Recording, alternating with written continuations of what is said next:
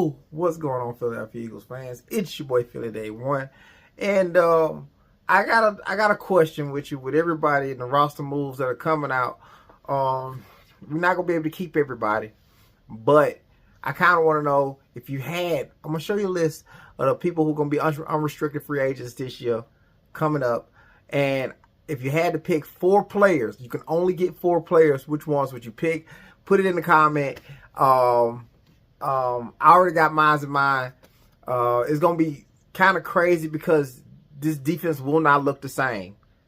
I'm trying not to be emotional when I do this video, but excuse my French, Nick Sirianni, you fucked us. You fucked us. You royally fucked us this year. To do something like that with a championship squad like we had this year, you fucked the shit out of us, man.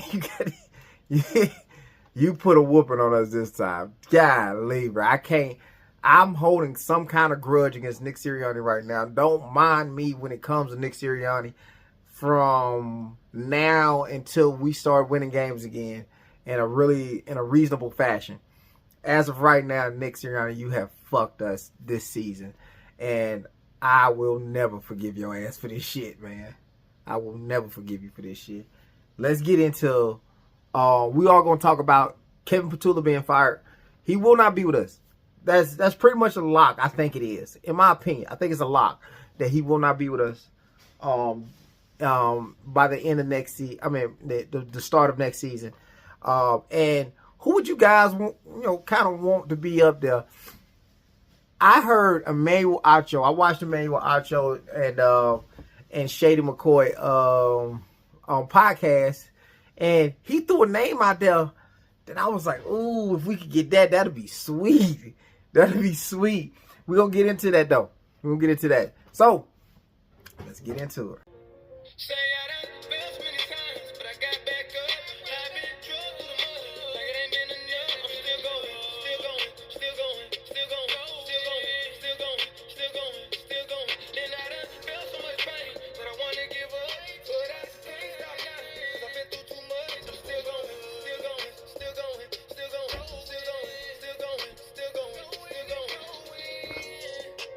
Like I said, man, I'm going to put up something on the screen right now where it's going to be our unrestricted free agents. Jaelan Phillips is up there, Reed Blankenship. You can see the guys, Brandon Graham, Grant Calcaterra, Dallas Goedert, Braden Mann. You got Brett Toth. I think Brett Toth would be really good. Somebody who could really come back. Kyler Granson. I think not a lot of people are talking about it, but Kyler Granson, I think would be a really good tight end for us if we ain't looking into the draft to get one. Dallas Goedert was really good for us. So I think a lot of people say Dallas Goedert. Who else? We got Matt Pryor. Not a big fan of Matt Pryor. Who else is on that list? That's all I can think of right now. But if you can only take 4 guys off of this list and bring them back, who would they be? I'm gonna give you mine right now. I'm gonna give y'all Reed Blankenship, Jaelan Phillips, Braden Mann, and who did I say before? And Dallas Goedert. 4 guys. Braden Mann, Dallas Goedert, Jaelan Phillips, and Reed Blankenship. I know a lot of people probably mad at Reed for the mishap off the trick play. It's a trick play for a reason. You know what I'm saying? It's supposed to get you. You know what I'm saying? High IQ guys, it's supposed to get them. You know what I'm saying? So I don't hold that against him at all, man. In fact, man, I felt pretty bad for Reed Blankenship, man, because he don't know what's going to happen. He's been here his whole career. And after looking at this interview, I'm going to play the interview right now. Now you think about it, and like I said, it's tough. I was emotional coming in here, just knowing that, the guys I came in with, like, it's not going to be the same. and who knows where we all end up, you know, and that's just part of the business side of it. They can't keep us all. I mean, I wish they could, you know, but at the end of the day, um, you know, I love them to death. I love the guys I came in with, and I know we all wish each other the best. Sorry, what sort of adjustments did you see them make? Yeah, after looking at that interview, man, I felt so bad for Reed Blankenship. I even seen Coop's interview, and you know, he didn't seem happy. I mean, nobody seemed happy. Nobody wanted to go out like this. We got out coached. We got out coached on both sides of the ball, and it don't normally happen on Vic's side of the ball, but this is a really good offense. I mean, this is a really good head coach, offensive, a play caller, a real good play calling head coach. And he got the best of it, not the best of them, man. We had like we had 3 turnovers. We had chances. If we had like a smidgen of offense, that game would have been over. But you know, it is what it is. Like I said, man, I don't want to go back to the beginning of the video where I'm very emotional about this situation, and so this is what I'm saying. With a little smidgen of offense, man, that game would have been over.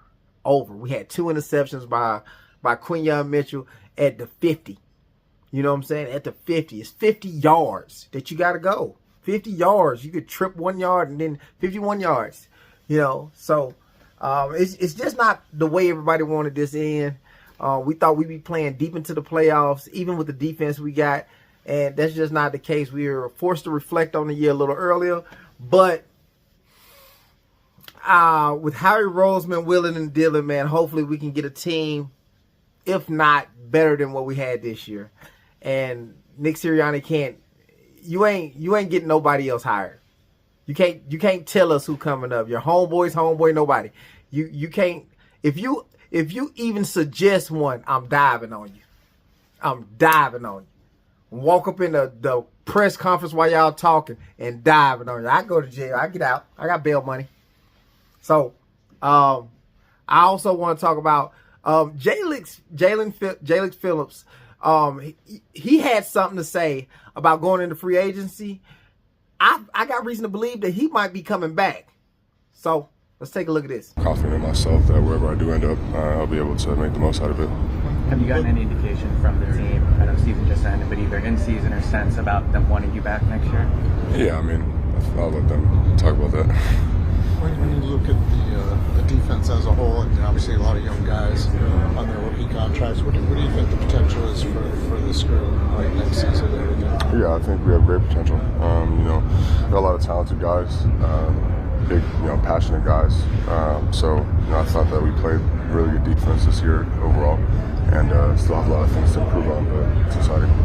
What did you see specifically when you came in over the last couple months out of Jaylix? How does he really hit his stride after you came here? Yeah, I mean, Jaylix is a stud. You know, I think that ultimately competition breeds success. And, you know, I think he stepped up to the plate and has always, you know, improved. And, you know, I think the type of guy he is, he's always looking for, you know, ways to be better, and, both as a person and as a player. So, yeah.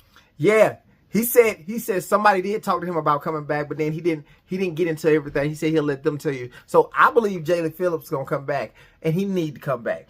Vic Fangio really likes him for good reason. He forces dudes up in the pocket.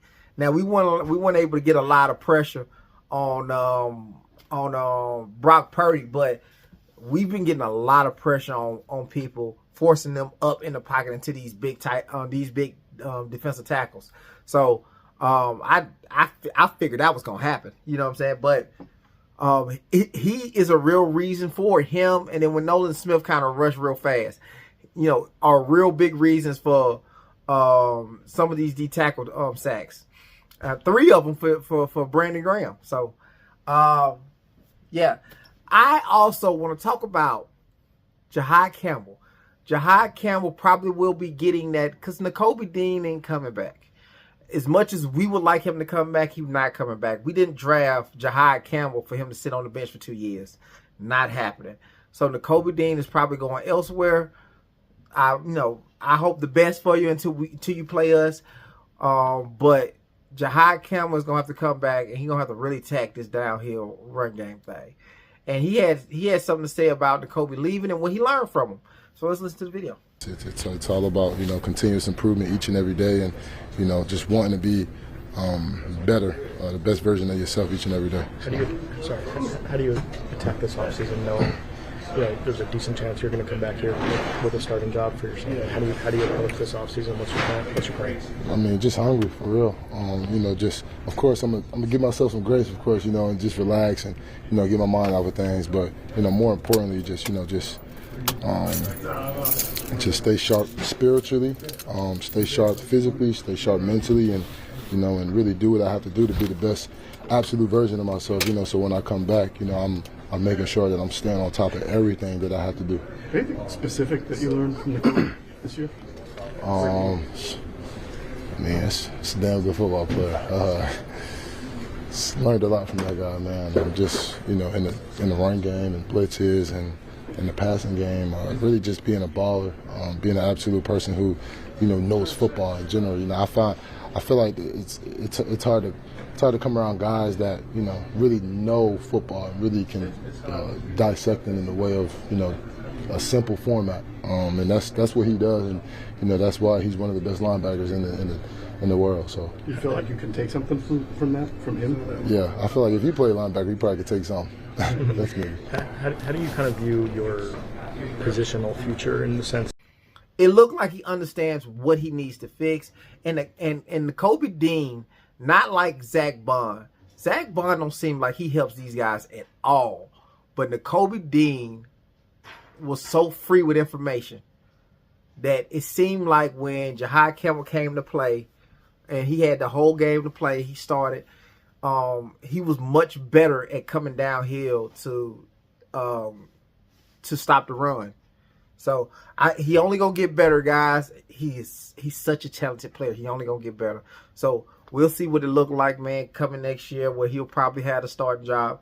And to cap it off, Manuel Acho and Shady McCoy was on their podcast, and he brought up a name, Josh McDaniels. And that would be so sweet to get Josh. Josh McDaniels has proven he can call plays like nobody's business. Look at the Patriots. They're doing really good numbers right now. Really good numbers. And if not, Brian Daubert or whatever the dude is from, you know, New York. He's I don't know how he called plays, you know, but he like mobile quarterbacks. I know for sure Josh McDaniels, he is good. He's real good. He's been back with the Patriots a number of times calling plays. And right now, if you look at the Patriots playing, they're playing really good ball. Really good ball. And he's got, is it Mays? Mays playing well. Really good. Really good. And, you know, I can only see with some of the concepts and how he scheme up plays, I can see us going crazy with something like that. But let me know who y'all will want, man. I know a lot of people saying Mike McDaniels. I'm hearing a lot of crap like him and Vic don't get along. I don't want no turmoil in there. We got enough turmoil with AJ Brown cussing out the head coach. So I don't really want too much turmoil in there. Anything that disrupt guys from doing their jobs. So I mean, I think that'll be a good fit because of how he like to run the ball, but he likes speedy receivers. We ain't got speedy receivers. We got route runners. So let me know what y'all think. Like, comment, subscribe, turn those post notifications on so y'all don't miss no video. And we out. Let's go Birds.